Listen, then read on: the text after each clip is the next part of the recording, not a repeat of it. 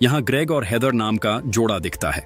दोनों टूरिस्ट थे और एक ही हॉस्टल में मिले थे। वो अपनी ग्रुप के साथ घूमने आए थे, लेकिन अलग होकर शार्क केज एक्सपीरियंस लेने चले गए। इसमें पिंजरे के अंदर जाकर पानी के नीचे बड़े शार्क देखने का मौका मिलता है।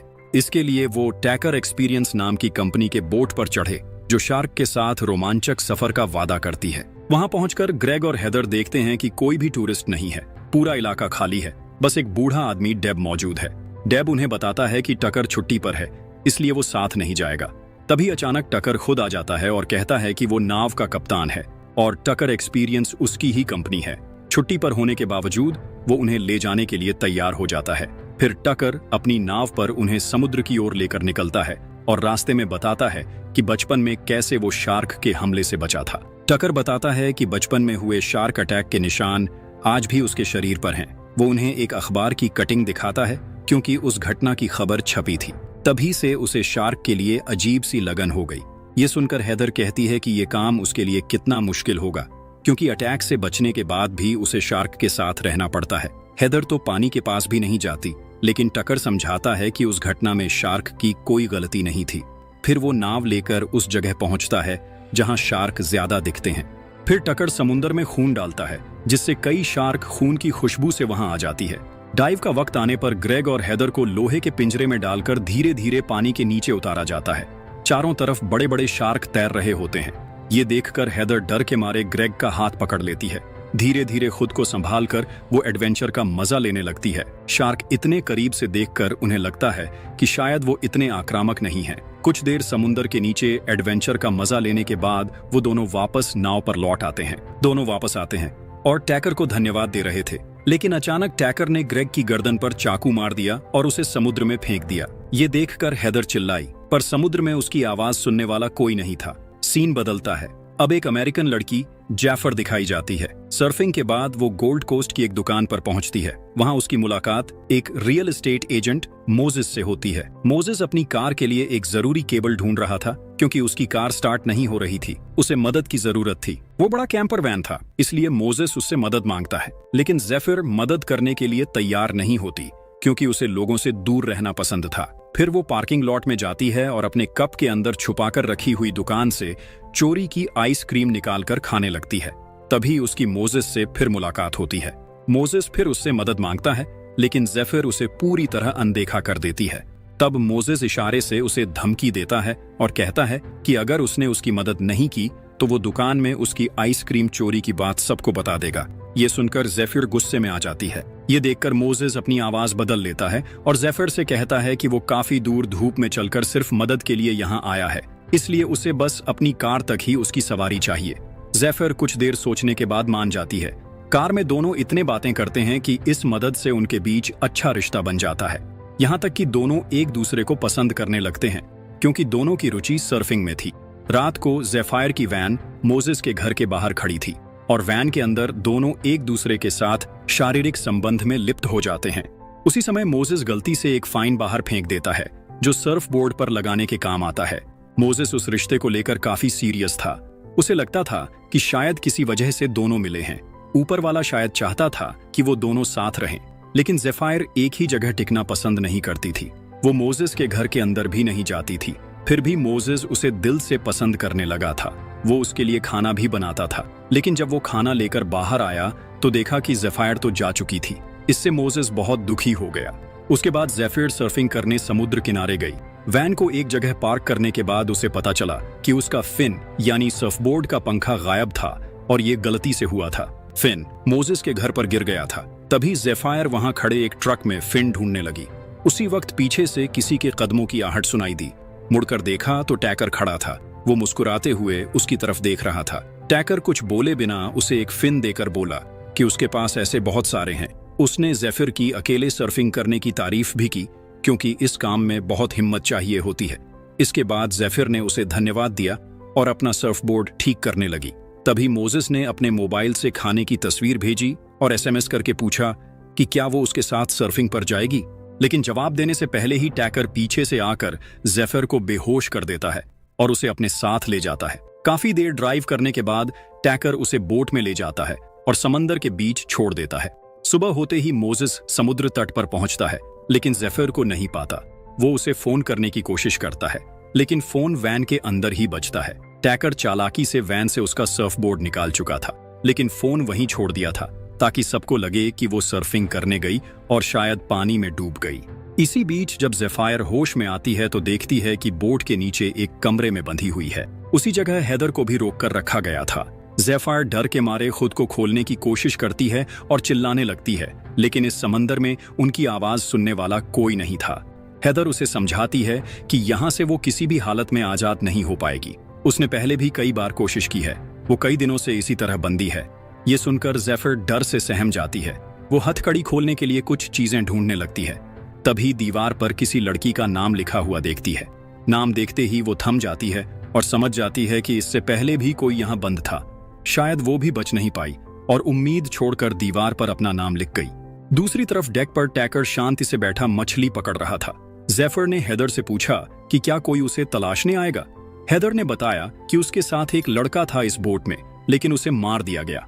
ज़ेफिर को समझ आ गया कि यहाँ से बच पाना बहुत मुश्किल है। फिर हेदर ने भी वही सवाल उससे पूछा।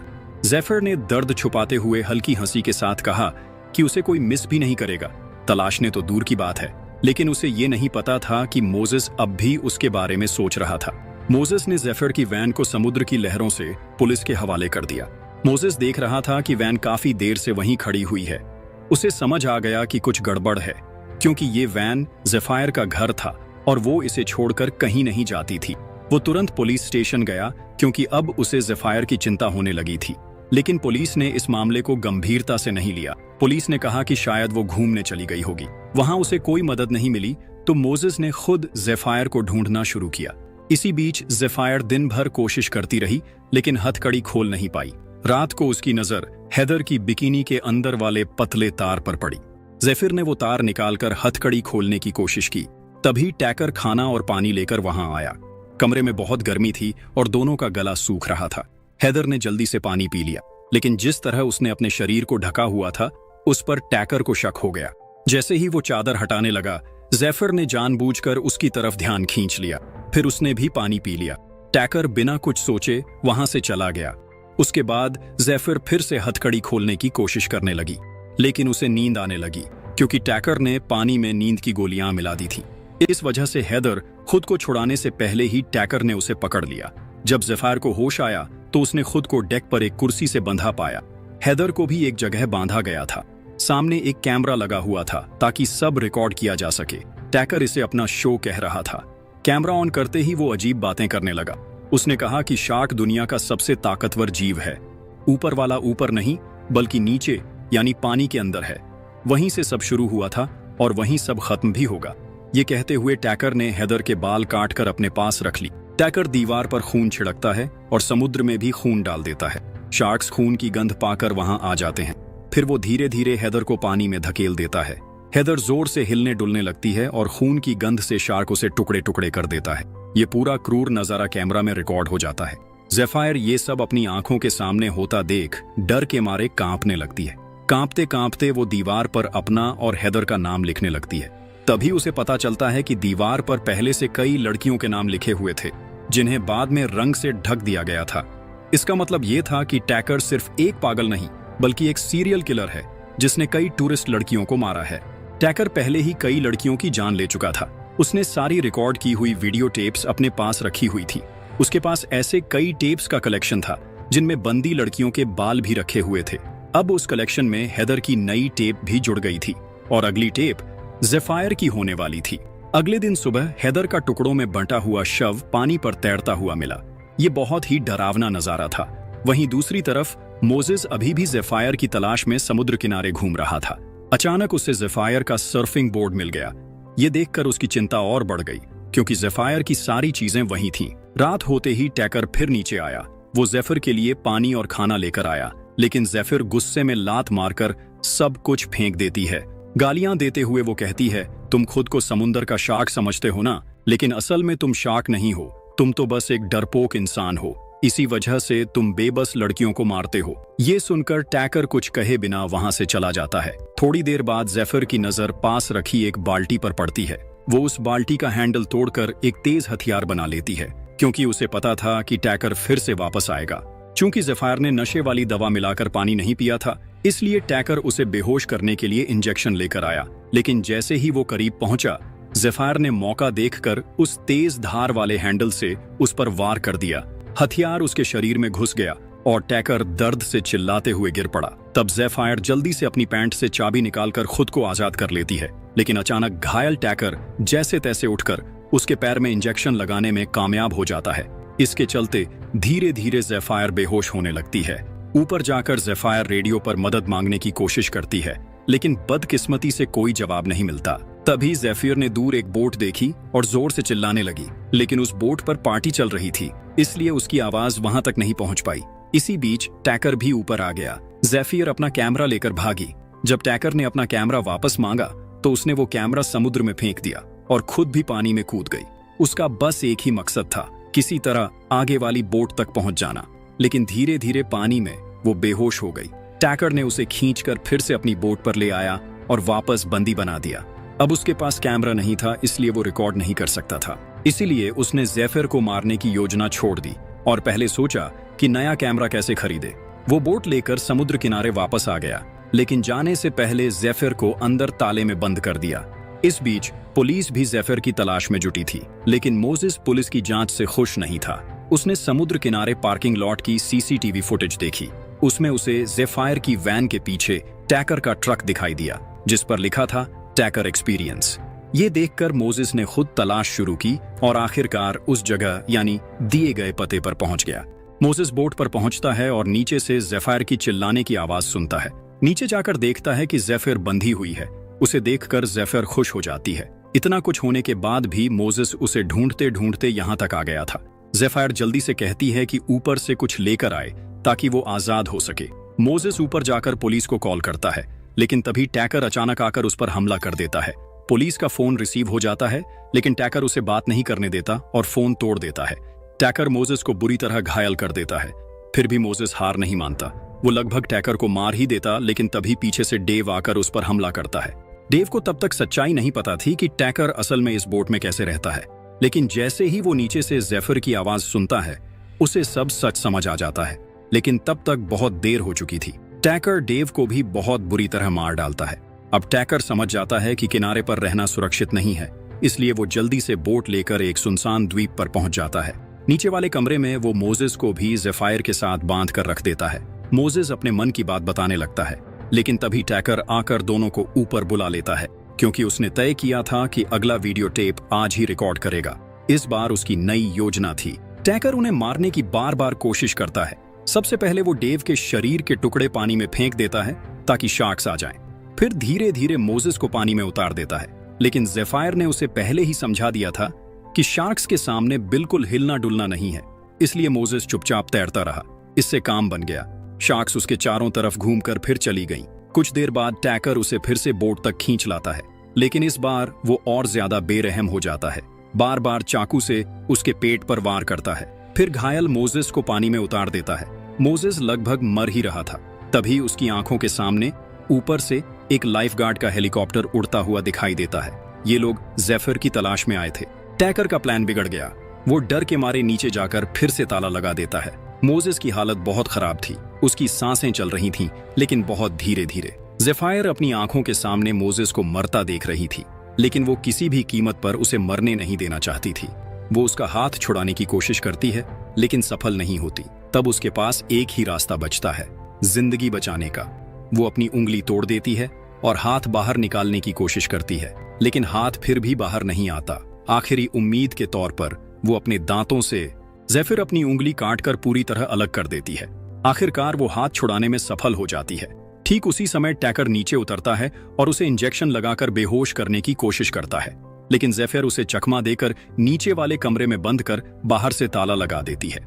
फिर जल्दी से ऊपर जाकर सिस्टम चालू करती है, लेकिन टैकर उस जगह से बाहर निकलने का रास्ता जानता था। किसी तरह निकलकर वो ऊपर आ जाता है और सिस्टम बंद कर देता है। अब कोई और विकल्प न होने पर ज़ेफिर को उसके साथ लड़ना पड़ता है। एक जबरदस्त लड़ाई के बाद ज़ेफिर मौका पाकर पानी में कूद जाती है। आगे एक आइलैंड था जहां शादी का रिसेप्शन चल रहा था, लेकिन ज़ेफिर के हाथ से खून टपक रहा था और पानी में शार्क्स थीं। वहीं टैकर एक छोटी बोट लेकर उसका पीछा करने लगा। ज़ेफिर किसी तरह उस आइलैंड पर पहुंच जाती है, लेकिन कुछ करने से पहले टैकर फिर उसे पकड़ लेता है, बेहोश कर देता है और बोट पर वापस ले आता है। इस बार टैकर ने फैसला किया कि पहले वो मोजेस को नहीं बल्कि जेफिर को खत्म करेगा। उसने अपनी योजना बदल दी, मोजेस को कुर्सी से बांध दिया और जेफिर को लटका दिया। फिर कैमरा लेकर उसे रिकॉर्ड करने की तैयारी करने लगा। ठीक उसी वक्त समुद्र में एक बहुत बड़ा ग्रेट व्हाइट शार्क आता है। टैकर उसे देखकर हैरान रह जाता है। आसपास घूम रहे छोटे छोटे शार्क्स उसे देखकर भाग जाते हैं। शार्क को देखकर टैकर कुछ देर तक उसकी तरफ ही देखता रहता है। तभी उसे बचपन की याद आती है जब यही शार्क उस पर हमला कर चुका था। लेकिन फिर भी टैकर उस शार्क से प्यार करता था और उसे अपना भगवान मानता था। जेफिर उस समय पूरी तरह होश में थी। टैकर हार्पून लेकर शार्क को गुस्सा दिलाने की कोशिश करता है, लेकिन हार्पून उसके हाथ से छूटकर सीधा जेफिर के पास चला जाता है। जेफिर उसे इस्तेमाल करके खुद को छुड़ाती है और पानी में गिर जाती है। समंदर के नीचे उसकी आंखों के सामने शार्क उसकी तरफ आता है, लेकिन जब शार्क उसके बिल्कुल सामने पहुंचता है तब भी वो उसे कोई नुकसान नहीं पहुंचाता और वहां से चला जाता है। शायद शार्क ने उसमें कुछ अलग देखा था। जेफिर का हौसला और बढ़ जाता है। वो फिर से नाव पर चढ़कर टैकर से भिड़ जाती है। मौका पाकर वो स्पीयर गन, हार्पून गन का इस्तेमाल करती है और टैकर को पानी में गिरा देती है। वहीं वही शार्क जो पहले शांत थी, टैकर को पानी में गिरते देख उस पर हमला कर देती है और उसे निगल जाती है। ये सब टैकर के कैमरा पर रिकॉर्ड हो जाता है, जैसा कि फिल्म की हार्ड कैम में कैद होता है। आखिरकार मोजेस को बचा लिया जाता है। वो लगभग मरने की कगार पर था, लेकिन जेफिर उसे मजबूती से पकड़े रहती है और उसका हाथ नहीं छोड़ती। अब उसे नई जिंदगी शुरू करने का मौका मिल चुका था। धीरे धीरे मोजेस होश में आता है। वो जेफिर की तरफ देखकर कहता है, मैंने कहा था ना, किसी न किसी वजह से हमारी मुलाकात हुई है। उसकी बात सुनकर जेफायर हल्की सी हंसी देती है। उस हंसी में डर था, दर्द था, लेकिन सबसे बड़ी थी जीने की नई उम्मीद।